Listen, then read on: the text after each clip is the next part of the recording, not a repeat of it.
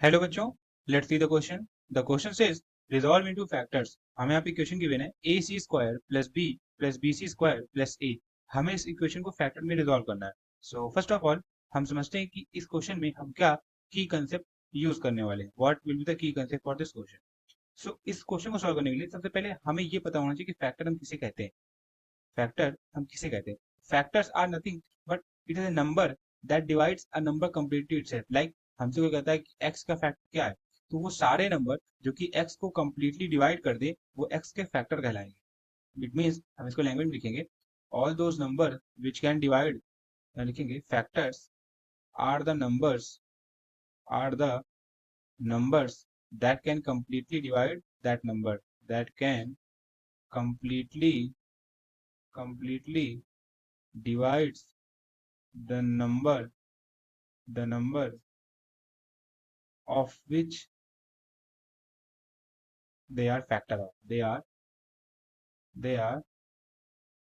factor of, मतलब जिन numbers के factor हैं उनको कंप्लीटली डिवाइड कर देगा जो नंबर, वही कहलाता है फैक्टर। अब हम इसे फाइंड कैसे करेंगे? लाइक हमें यहाँ पे कोई एक नंबर गिवन है, लेट्स से एग्जांपल के तौर पे 16। तो हम क्या करेंगे, 16 को ब्रेक करेंगे इनटू, मतलब सिंपल यूनिट के प्रोडक्ट के फॉर्म में। लाइक हम 16 को लिख सकते हैं यहाँ पे 8 इंटू टू। अब हम यहाँ पे 2 को तो ब्रेक नहीं कर सकते फर्दर, बट 8 को करना पॉसिबल है, तो 8 को हम लोग ब्रेक करके लिखेंगे 4 इंटू टू। अब सिंपली 4 को भी ब्रेक कर सकते हैं, तो ये जाएगा हमारा लास्टली बनेगा 2 multiplied by two multiplied by two multiplied by two.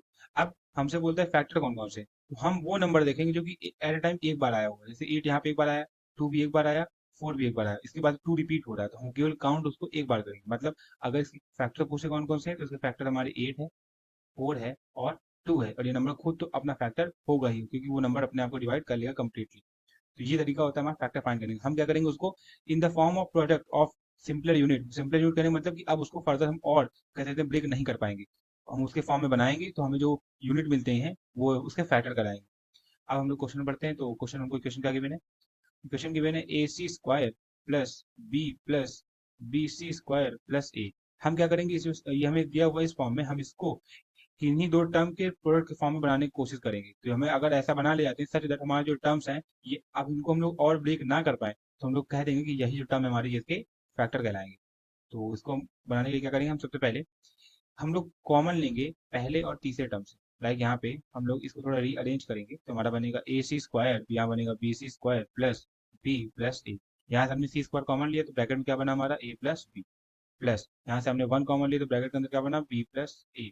अब यहाँ से ए प्लस बी को कॉमन लेंगे तो ये हमारा बनेगा यहाँ से a plus b multiplied by one plus c square. अब अगर देखें तो हम लोग ए प्लस बी को और ब्रेक नहीं कर सकते और ना ही हम लोग वन प्लस सी स्क्वायर को ब्रेक कर सकते हैं। इसका मतलब हमारा जो फाइनल फैक्टर बनेगा इस क्वेश्चन का वो होगा ए प्लस बी एक फैक्टर, दूसरा factor one plus c square.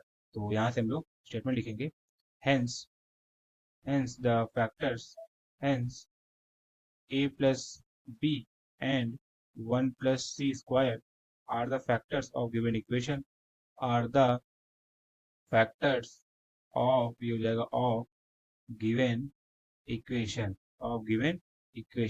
So this is the final answer to the question. I hope you have understood everything very well. Thank you and all the best.